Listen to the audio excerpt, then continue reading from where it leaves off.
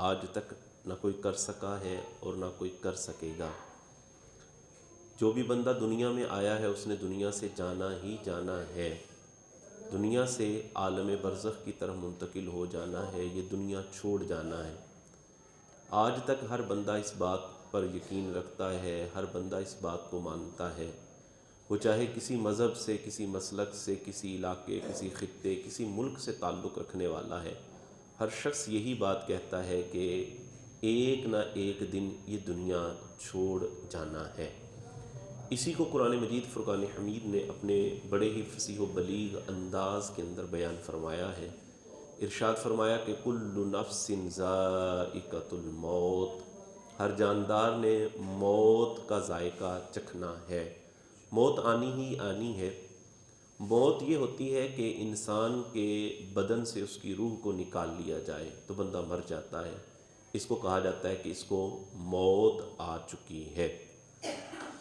جب بندہ قریب المرگ ہوتا ہے یعنی مرنے کے بالکل قریب ہوتا ہے، اس حوالے سے ہماری شریعت مطہرہ یہ حکم دیتی ہے کہ اس کو تلقین کرو، کلمہ طیبہ کی تلقین کرو کہ وہ کلمہ طیبہ کرتا ہوا پڑھتا ہوا دنیا سے چلا جائے، کیونکہ حدیث پاک کے اندر بیان کیا گیا ہے، مفہوم حدیث ہے، فرمایا کہ جو شخص دنیا سے کلمہ پڑھتا ہوا جائے گا اللہ تبارک و تعالی اس کی مغفرت فرما دے گا۔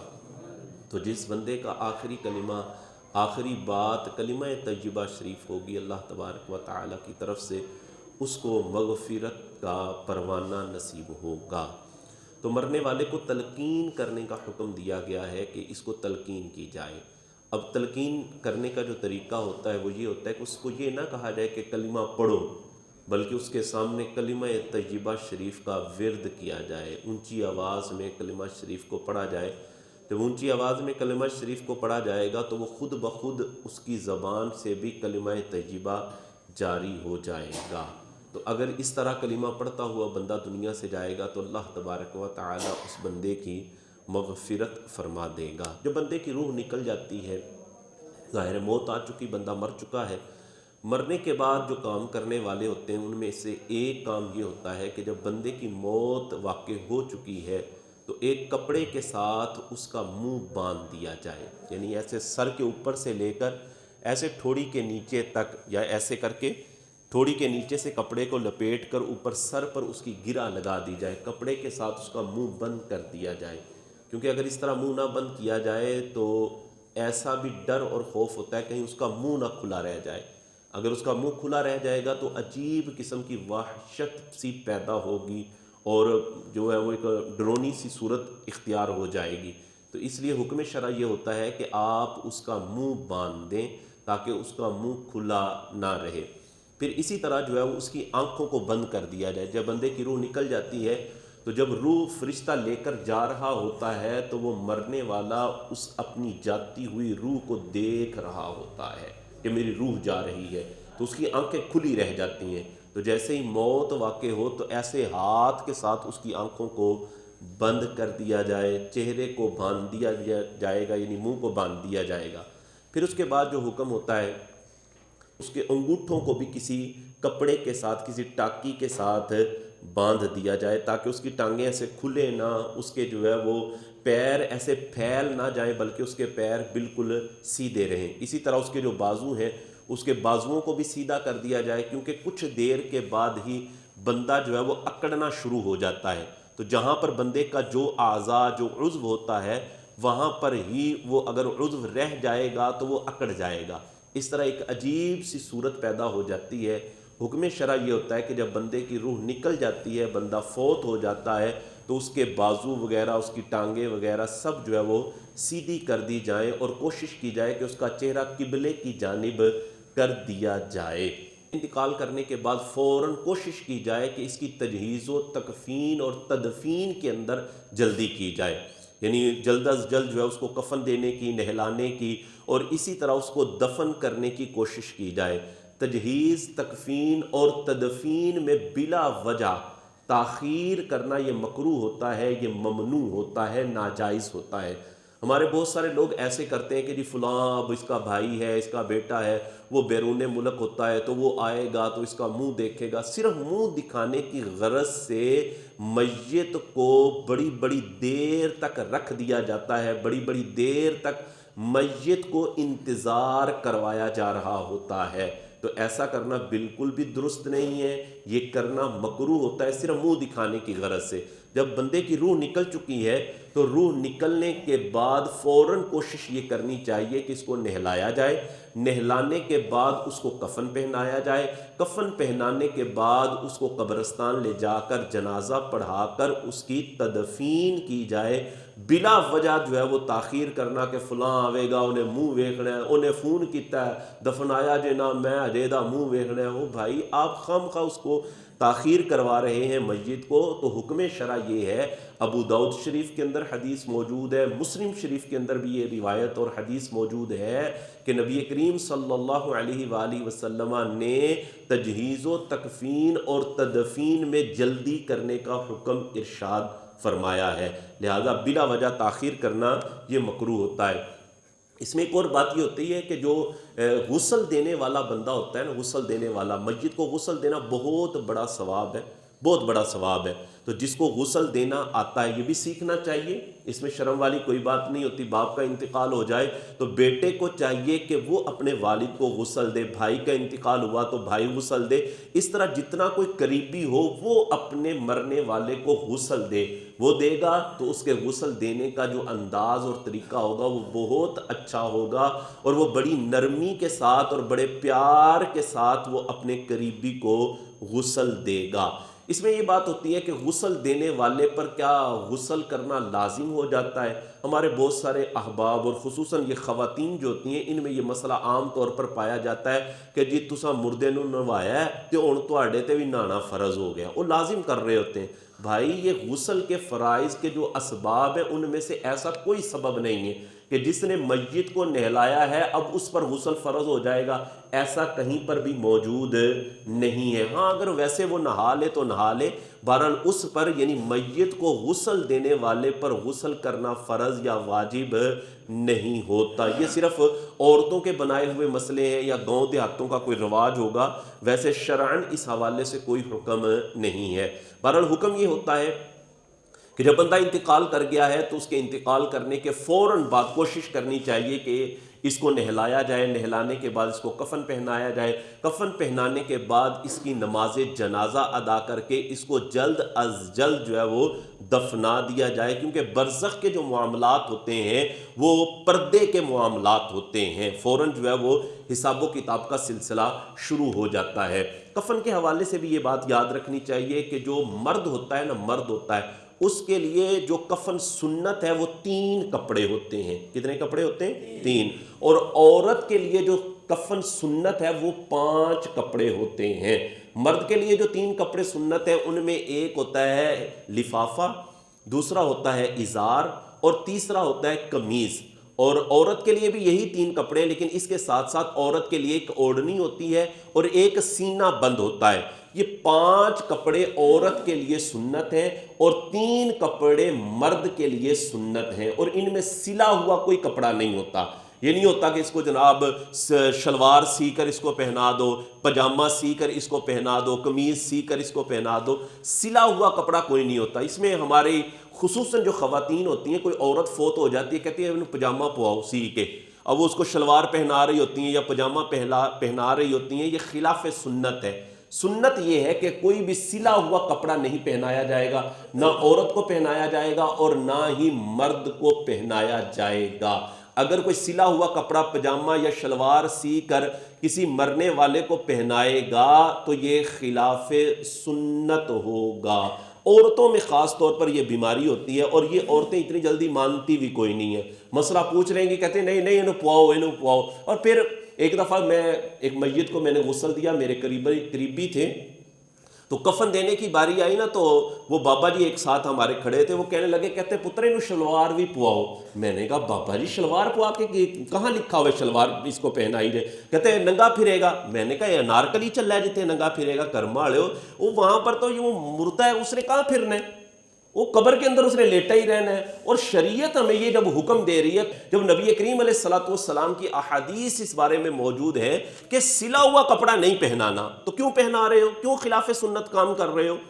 نہیں نہیں ਇਹਨੂੰ ਪਵਾਓ ਜਨਾਬ, ਇਹ ਅਸਾਂ ਫਿਰ ਐਵੇਂ ਚਿੱਟੇ ਵਾਲ ਕਰ ਲਏ ਨੇ ਆਪਣੇ, ਬੱਗੇ ਸਾਡੇ ਐਵੇਂ ਹੀ ਹੋ ਗਏ ਨੇ। मैंने कहा बाबा जी फिर ਐਵੇਂ ਹੀ ਹੋ ਗਏ ਨੇ, ਤੁਸੀਂ ਅੱਜ ਤੱਕ ਕਿਸੇ आलिम को ਪੁੱਛਿਆ ही नहीं सी, ਤੁਹਾਡੇ ਬੱਗੇ वाकई इवें ही हो गए ने। बाज़ औक़ात बंदा ये सोच रहा होता है कि जनाब मैं उम्र में ज़्यादा हूँ तो मेरा इल्म भी बड़ा ज़्यादा होगा। भाई इल्म पढ़ने से आता है, वाल चिट्टे होने से इल्म नहीं आता। वाल तो चिट्टे हो ही जाते हैं, जाहिल लोगों के भी हो जाते हैं। तो इल्म जो है वो पढ़ने से आता है, इल्म सीखने से आता है।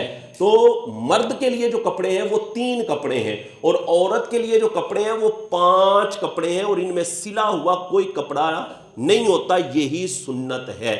अगर कोई सिला हुआ कपड़ा पहनाएगा तो वो खिलाफ सुन्नत अमल कर रहा होगा। फिर ऐसा होता है, आपने भी देखा होगा, और ये बयान मैं कई साल पहले भी मैं कर चुका हूँ, कि जैसे ही फोतगी होती है ना, जैसे ही फोतगी होती है, रिश्तेदार आ जाते हैं, अब खाने की फिक्र है जनाब, लो जी खाना की पकाइए, अब फटाफट 10 दिया जनाब खाना की पकाना है। अब वो रिश्तेदार आकर जनाब या कोई करीबी आ रहा होता है, वो कहता है ले आओ जी रोटी बनानी है, मैयत की रोटी बनानी, और हम रोटी भी उस पर डाल रहे होते हैं कि जिनकी बेटी इनके घर ब्याही होती है। कहते लो जी तुहानू कोड़ा वट्टा पै गया। अब ये कोड़ा वट्टा जो है, मुझे बताओ ये किसने तुम पर लाजिम किया है? क्या कुरान की किसी आयत में ये हुक्म आया है, या किसी हदीस में ये हुक्म आया है कि जिनकी बेटी इधर ब्याही होगी उन पर कोड़ा वट्टा पड़ जाएगा? उन पर जनाब हमने खाना लाजिम कर दिया होता है। वो बेचारे जब उनको पता चलता है लो जी कुड़मा अल्फोतगी हो गई है, ओए होए उत्थे तो रोटी देनी पैनी है। अब वो रोटी जो है वो कितनी देनी है? वो कहते हैं 3 देगा पका लो, 4 देगा पका लो। फिर मेन्यू भी पूछा जा रहा होता है, बनाइए की चौड़ा च की पा लिए, चने ना पा लिए? उन्होंने कहा नहीं नहीं चने पा लिए। शरीका ने की आखने जनाब ऐ की खुआया ने? नहीं ये जनाब मुर्गा पाओ, ये जनाब गोश्त पाओ, ये फलां पाओ, बिरयानी बना लो। अल्लाह अकबर। अब एक तरफ जनाब फोतगी हुई होती है, दूसरी तरफ अभी मैयत घर में ही पड़ी हुई है, अभी मैयत घर में पड़ी हुई है, और इधर जनाब देगें खड़क जाती हैं, और देगों के अंदर चमचे जनाब चलना शुरू हो जाते हैं। इधर लग रहा होता है कि फोतगी हुई हुई है, और इधर लग रहा होता है जैसे कोई दावत का माहौल बन रहा है, कोई दावत होने वाली है। अजीब तरीका है भाई। यहाँ पर फोतगी हुई है, ये सोग का मकाम है, सोग का मकाम है, और तुमने अपनी रस्में बनाई हुई है। किसने कहा है कि तुम पर लाजिम है कि जितने ये अफराद आ जाएंगे उनके लिए तुमने खाना तैयार करना है? किसने कहा है? किस शरीयत की हुक्म, किस शरीयत में ये आया है? कुरान और हदीस के अंदर क्या आया है? नहीं भाई ये हुक्म है ही नहीं कि तुमने जनाब इतने अफराद के लिए खाना तैयार करना है। फिर जनाजा होता है ना, जनाजा होने के बाद फौरन एक बंदा बोल उठता है मौलवी जी ऐलान करे जो सारे पुराने रोटी खा के जान। ये क्या ऐलान है भाई? ये गैर शरई ऐलान है।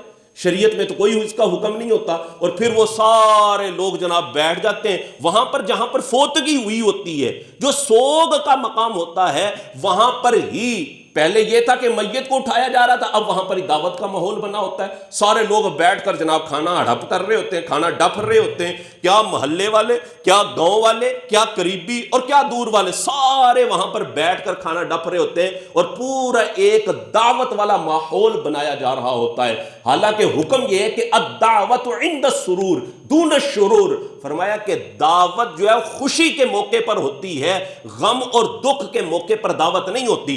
लेकिन यहां पर क्या है? हालांकि सोग का मकाम था, सोग का मकाम था, वहां पर ही जनाब दरियां बिछ गई हैं, वहां पर ही जनाब कालीन बिछ गए हैं, और लोग जनाब बैठे हुए वहां पर खाना हड़प कर रहे होते हैं। और वो लोग भी कि जो करीबी थे, करीब के रहने वाले थे, जा सकते थे अपने घर, वो भी वहां पर बैठकर खाना खा रहे होते हैं। मोहल्ले वाले, गली वाले भी बैठकर, शर्म आई कोई नहीं आती, वहां पर बैठकर खाना डप रहे होते हैं। भाई खाना अगर देना है ना, किसी ने खाना अगर देना है तो जिनकी फोतगी हुई है उनको खाना दो, बस उनको खाना दिया जाए कि वो खाना खाएं।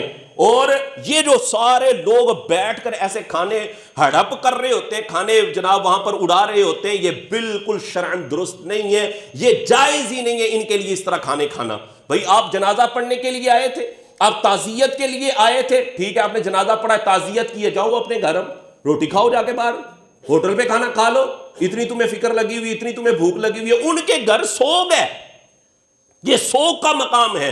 शरीयत के अंदर हुक्म यह है कि जहां पर गम है, जहां पर सोग है, वहां पर दावत नहीं होती, वहां पर दावत नहीं। हां चलो वो मेहमान जो बड़ी दूर से आए हुए हैं, बड़ी दूर से आए हुए हैं, अभी वो जा नहीं सकते, तो वो उनको भी अगर खाना देना है तो उस घर में बिठाकर उनको खाना ना खिलाया जाए जिस घर के अंदर फोतगी हुई है। उनको अगर खाना खिलाना है तो किसी दूसरे घर में उनको ले जाओ और उनको बिठाकर वहां पर खाना खिलाओ। ये है हुक्म शरा, یہ ہے حکم شرع. ہمارے لوگ جناب وہاں پر بیٹھ کر کھانے اڈاپو کر رہے ہوتے ہیں, وہاں بریانیاں چل رہی ہیں, وہاں نان چل رہے ہیں, وہاں پر گوشت چل رہے ہیں جناب. او بھائی یہ سوگ کا مقام ہے, اور سوگ جو ہے وہ کم از کم جو ہے وہ 3 دن تک ہوتا ہے.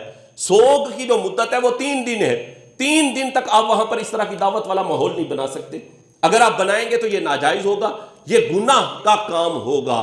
تو بندہ اگر فوت ہو جاتا ہے تو اس طرح دعوت والا ماحول نہ بنایا جائے. یہ ہماری اپنی رسم ہے جناب. 3 دیگاں پکا لو, وہ کہتے ہیں کٹ جانے نے پرانے بڑے نے, 4 پکا لو, 4 پکا لینے, چلو اللہ اکبر. یہ کیا ہے بھائی؟ کیوں مرنے کو بھی تم نے مشکل بنا دیا؟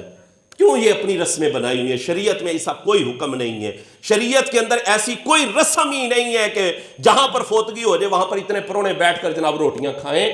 شریعت میں ایسا کوئی حکم موجود نہیں ہے. پھر دیکھیں, پھر تیسرے دن یا دوسرے دن ہم کل کا ختم کرتے ہیں. کل کے ختم پر بھی بہت ساری ایسی رسمیں, بہت سارے ایسے رواج ہیں جو درست نہیں ہوتے. بہت سارے ایسے رواج ہیں. وہاں پر کیا کیا جاتا ہے؟ پھر جناب وہی دعوت والا ماحول, پھر وہی جناب لنگر پک رہا ہے, جناب دیگیں پک رہی ہیں. کل فوتگی ہوئی ہے, آج جناب وہاں لنگر پک رہا ہے, وہاں جناب آج دیگیں چڑھ رہی ہیں, وہاں پر آج گوشت پک رہا ہے. کی ہوا کہتے ہیں کل کا ختم دلانا ہے. بھائی کل کا ختم دلوانا ہے تو اس کا طریقہ ہے. کل کے ختم سے مراد کیا ہے؟ کل کے ختم سے مراد کیا ہے؟ مرنے والے کو اصالہ ثواب کرنا. کل جو کہتے ہیں نا کل کا ختم دلواؤ, تو اس کا مطلب ہے اصالہ ثواب کی محفل کرو. اور اصالہ ثواب کرو تم تو جناب یہاں پر دعوت والا ماحول بنا رہے ہو. لوگ آئیں, جیسا کہ میں نے پچھلے جمعے پر بھی بیان کیا, آپ جناب بچھائیں نا کپڑا اور اس پر گٹھلیاں ڈالیں اور لوگوں کو کہیں پڑھو کلمہ طیبہ شریف. یہاں 70,000 مرتبہ کلمہ شریف پڑھا جائے اور مرنے والے کو جو ہے وہ اس کا ثواب پیش کیا جائے, مرنے والے کی روح کو جو ہے وہ اصالہ ثواب کیا جائے. قرآن پڑھو, سپارے پڑھو, سورہ یاسین پڑھو, اللہ کا ذکر کرو, کلمہ طیبہ پڑھو اور پڑھ کر مرنے والے کو اصالہ ثواب کرو. یہ ہے کل کا ختم. یہ ہے کل کا ختم. نہ یہ کہ تم وہاں پر لنگر پاڑو. یہ لنگر پاڑنا یہ مراد نہیں ہے کہ جناب کل کے ختم پر لنگر پاڑنا ہے. نہ نہ نہ, یہ درست نہیں ہے. ختم کے لیے یہ بھی ضروری نہیں ہے کہ سامنے کھانا ہو.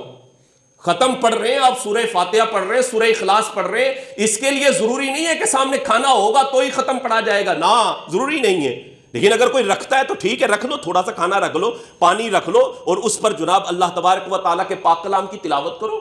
پاک کلام کی تلاوت کرنے کے بعد اللہ کی بارگاہ میں دعا کرو اور دعا کر کے جو ہے وہ مرنے والے کو اصالہ ثواب کرو. یہ تو احادیث سے ثابت ہے.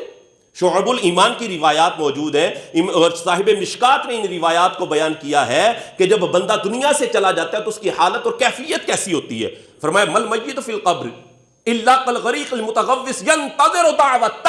حدیث میں آیا ہے کہ بندہ جب قبر میں جاتا ہے تو اس کی حالت ایسی ہوتی ہے جیسے ڈوبتا ہوا فریادی ہوتا ہے. بندہ نہر میں ڈوب رہا ہو نا تو وہ فریاد کر رہا ہوتا ہے, یار میرا ہاتھ پکڑو, مجھے باہر نکالو, مجھے مرنے سے ڈوبنے سے بچا لو. فرمایا جب بندہ قبر میں چلا جاتا ہے تو اس کی حالت ایسی ہوتی ہے. اور ینتظر دعوۃ, وہ دعا کا انتظار کر رہا ہوتا ہے, دعا کا انتظار کرتا ہے. میرا والد, میری ماں, میرا بھائی, میرا دوست, میرا کوئی قریبی ہے ایسا جو میرے لیے دعا کر دے. اور فرمایا جب اس کے لیے دعا کی جاتی ہے تو اس کے لیے وہ دعا دنیا و ما فیہا میں سب سے زیادہ وہ دعا اس کو محبوب ہوتی ہے. اور فرمایا زندہ لوگوں کا مرنے والوں کے لیے تحفہ کیا ہے؟ فرمایا الاستغفار. الاستغفار. تو یہ جو ختم دلوایا جاتا ہے اس کا مطلب اصالہ ثواب ہوتا ہے, نہ یہ کہ لنگر پاڑنا. لنگر پاڑنا مقصود نہیں ہے. اصالہ ثواب کرو, اور اصالہ ثواب کی جس طرح محفل ہوتی ہے ویسے کرو. کلمہ طیبہ شریف کا ورد کیا جائے اور ایسے کپڑا بچھایا جائے, گٹھلیاں رکھی جائے, جو بندہ آئے اس کو کہ پڑھو یہاں پر بیٹھ کر کلمہ طیبہ شریف. اور 70,000 مرتبہ کلمہ شریف کی تعداد کو پورا کر کے مرنے والے کو اصالہ ثواب کرو. اللہ تمہاری بھی مغفرت فرمائے گا اور مرنے والے کی بھی اللہ مغفرت فرما دے گا. یہ ہے طریقہ. اور ہم نے جناب عجیب عجیب طریقے بنائے ہوئے. اور پھر جب بندہ دنیا سے چلا گیا, اب دیکھیں سوگ جو ہے وہ 3 دن ہے. 3 دن سوگ ہے. ہاں, وہ عورت جس کا خاوند فوت ہو جائے, شوہر فوت ہو جائے, اس کا جو سوگ, اس کی جو عدت ہے وہ 4 ماہ اور 10 دن بنتی ہے. 4 اشہر و 10. 4 ماہ اور 10 دن اس کی عدت اور اس کا سوگ ہے. اس کے علاوہ سوگ جو ہے وہ صرف 3 دن ہے. صرف 3 دن تک سوگ ہوتا ہے. ہمارے بندے جناب دنیا سے بندہ چلا گیا, 10 دن پھوڑی ڈال کے بیٹھ جاتے ہیں. پھوڑی کیا کہتے ہیں؟ سوگ ہے جناب. بھائی یہ پھوڑی 10 دن تک ڈالنا یہ جائز ہی نہیں ہے. سوگ تو صرف 3 دن تک جائز ہے, صرف 3 دن تک جائز. اور یہ جو تم نے اوپر 7 دن آگے کر لیے ہیں یہ شرع درست نہیں ہے. یہ شرع درست نہیں ہے. سوگ صرف 3 دن تک ہے. 10 دن تک پھوڑی ڈال کے بیٹھ جانا اور پھر کہنا لو جی 10 دن تک تسا دکانہ نہیں کھولنیاں, 10 دن تک تسا کام تے نہیں جانا. وہ سوگ وہ جو 10 دن تک کر لیتے ہیں, یہ جائز نہیں ہے بھائی. یہ جائز نہیں ہے 10 دن تک بیٹھے رہنا اور کام کاج چھوڑ دینا، اور پھر کہتے ہیں جو چولہا بھی نہیں چلانا، وہ چولہا نہ چلائے رہے، فوتگی ہوئی ہے سو گئے۔ بھائی 3 دن کے اندر بھی اگر کوئی گھر والا جن کی فوتگی ہوئی ہے وہ اگر چولہا جلا لیتا ہے، چولہے میں آگ جلانے سے مراد یہ کہ گھر میں کوئی کھانا پکا لیتا ہے، تو یہ بالکل جائز ہے، اس میں کوئی ناجائز والی بات ہی نہیں۔ اب کوئی روٹی نہ ان کو دے یار، ویسے تو یہ پڑوسیوں کا حق بنتا ہے، رشتہ داروں کا حق بنتا ہے کہ جن کی فوتگی ہوگی ہے ان کو جو ہے وہ روٹی دے، روٹی نہیں ہے ان کا حق ویسے بنتا ہے، اگر کوئی نہ دے تو انہوں چولہا بھی نہ بالن، اب وہ گھر روٹی بھی نہ پکائیں، وہ کہتے ہیں نہ چولہا نہ جلایا جائے جناب، فوتگی ہوئی ہے سو گئے، چولہا نہ بالیا جائے اور روٹی نہ پکایا جائے۔ او بھائی یہ کس نے کہا ہے تمہیں، کس نے کہا ہے؟ خود ہی اپنے بنائے ہوئے رواج ہے، خود ہی اپنے بنائے ہوئے رواج ہے۔ چولہا جلانے میں کوئی حرج نہیں ہے، چولہا جلائیں روٹی پکائیں، یہ سوگ کے منافی نہیں ہے، سوگ کے منافی نہیں ہے۔ سوگ کسے کہتے ہیں؟ سوگ اسے کہتے ہیں کہ بناؤ سنگار نہ کریں، کوئی خوشی والا کام نہ کریں، کوئی ایسا کام نہ کریں جو غم اور دکھ کے منافی ہو، اس کے بالکل اپوزٹ ہو، ایسا کام نہ کرو، یہ ہوتا ہے سوگ۔ اور یہ ہمارے لوگ جو 10 دن کی پھوڑی ڈال کر بیٹھ جاتے ہیں نا، یہ بالکل بھی جائز نہیں ہے۔ اور جو پھوڑی ڈال کر بیٹھے ہوتے ہیں وہ کیا کر رہے ہوتے ہیں؟ ہماری پھوڑیوں کا حال دیکھ لو آپ، ہماری جو پھوڑیاں ہوتی ہیں ان کا حال کیا ہوتا ہے؟ ان کا حال یہ ہوتا ہے پھوڑیوں پر سب سے بڑی سیاست چل رہی ہوتی ہے، وہاں پر جناب سیاسی مسائل ڈسکس ہو رہے ہوتے ہیں، اور ہماری پھوڑی تو اس وقت تک مکمل ہی نہیں ہوتی جب تک کہ پھوڑی پر اخبار نہ ہو، اور پھر اخبار بھی ایک قسم کا نہیں، کو 5-10 قسموں کے اخبار ہم نے رکھے ہوتے ہیں، اور وہاں پر جناب اخبار بھی چل رہا ہوتا ہے اور ساتھ ساتھ وہ پھوڑی بھی مکمل نہیں ہے جس پھوڑی پر حکا نہ ہو، حکا چل رہا ہوتا ہے۔ پھر جو بندہ باہر سے آتا ہے کہتا ہے جی دعا کرو، اب وہ دعا کیا کرتے ہیں ان کو یہ بھی نہیں پتا ہوتا دعا کیا کرنی ہے جناب، تعزیت کا طریقہ کیا ہے، فاتحہ پڑھنے کا طریقہ کیا ہے۔ وہ جناب ایسے ٹوٹے ہوئے ہاتھوں کے ساتھ ایسے ہاتھ اٹھا لیتے ہیں اور ایک دوسرے کو دیکھ رہے ہوتے ہیں، انہیں ہاتھ پھیرے نہ نال ہی سارے نے جا آمین پڑھیا کیے۔ بندہ پوچھ لے بھائی دسو پڑھیا کیے، دسو وہی فاتحہ تم نے پڑھی ہے، دسو تک پڑھیا کیے، بس ٹھیک ہے اے جناب اے پھوڑی پائی ہے، خدا دا خوف کرو، کسی کو بندہ پوچھ ہی لیندہ کہ پڑھی دا کی ہے۔ ہمارے لوگ ایک دوجے نو ویندے ہوندے نے جناب، او ساتھ پھیرے نہ تے نال ہی سارے آمین چلو جانے یا علی ہو گئے جناب۔ یہ کیا ہو رہا ہے بھائی؟ ہنسنے کی بات نہیں ہے، ایسا ملے کہ دکھ کا مقام ہے، ہمیں تو فاتحہ نہیں پڑھنی آتی یار، ہمیں تو فاتحہ نہیں پڑھنی آتی۔ فاتحہ پڑھنے کا کیا طریقہ ہے؟ آپ کہیں پر گئے ہیں بھائی، گئے چلو جی دعا کرو، دعا میں کیا پڑھنا ہے؟ 1 مرتبہ سورہ فاتحہ، 3 مرتبہ سورہ اخلاص قل هو اللہ احد شریف، اول آخر درود پاک پڑھ کے مرنے والے کو صالح ثواب کریں، یہ ہے فاتحہ۔ یہ ہے ہمارے 2 منٹ بھی ایسے ہاتھ نہیں ہوتے اور چلو جا، اور پھر بعض لوگ تو اکا ایسے اکے کی نڑی منہ میں ڈالی ہوئے وہ بھی کہتے چلو دعا مانگو جی، اور ادھر منہ سے اتنا اکے کی نڑی پائی، خدا کا خوف کرو۔ یہ کیا طریقہ چل رہا ہے؟ یہ کیا طریقہ ہے؟ پھر تعزیت بھی نہیں کرنی آتی، تعزیت کیسے کی جائے؟ چلو یہ تو لوگ کہہ دیتے ہیں یہ اللہ کا حکم، تعزیت کا سنت طریقہ کیا ہے؟ تعزیت کا سنت طریقہ یہ ہے کہ جن کے بندے کا انتقال ہوا ہے، جن کی فوتگی ہوئی ہے، ان سے تعزیت کرنے کا سنت طریقہ یہ ہے کہ ان کو یوں کہا جائے کہ بھائی اللہ تبارک و تعالی مرنے والے کی مغفرت فرمائے، اس کو اپنی رحمت میں ڈھانپے، اور اللہ تبارک و تعالی آپ کو صبر کی توفیق عطا فرمائے، اور صبر پر اللہ آپ کو اجر عطا فرمائے۔ یہ ہے تعزیت کرنے کا طریقہ۔ ہمارے لوگ صرف اور صرف پھوڑی پر منہ دکھانے کے لیے گئے ہوتے ہیں جناب، پتہ چلے جناب پھوڑی دے وہ فلاں بھی آیا سی، وہ فلاں بھی آیا سی، نہ تعزیت کرنے کا طریقہ پتہ، نہ فاتحہ پڑھنے کا طریقہ پتہ۔ بھائی یہ سیکھنے والی باتیں ہیں، یہ ہم سب کو سیکھنی چاہیے، اور یہ فوتگی پر جو ہونے والی غلط رسمیں ہیں ان کو ترک کرنا چاہیے، ان کو چھوڑنا چاہیے۔ 10 دن تک بیٹھنا یہ بالکل بھی جائز نہیں ہے۔ 3 دن تک صرف سوگ ہوتا ہے، 3 دن سے اوپر سوگ کرنا جائز نہیں ہے۔ تعزیت بھی 3 دن تک ہوتی ہے اور سوگ بھی 3 دن تک ہوتا ہے۔ ہاں وہ عورت جس کا خاوند فوت ہو جائے اس کے لیے جو حکم ہے وہ ہے 4 ماہ اور 10 دن تک سوگ کرنا۔ تو جب بندے کا انتقال ہو جائے تو ان باتوں کو ہمیں یاد رکھنا چاہیے کہ یہ کام ہم نے کرنے ہیں۔ مرنے والے کو اصالہ ثواب کریں، اس کے لیے دعا کریں، اس کو دعا کی حاجت ہوتی ہے، دعا کی ضرورت ہوتی ہے، اور جب اس کے لیے دعا کی جائے گی تو اللہ تبارک و تعالیٰ اس دعا کے صدقے مرنے والے کی مغفرت فرما دیتا ہے۔ اللہ عمل کی توفیق نصیب فرمائے۔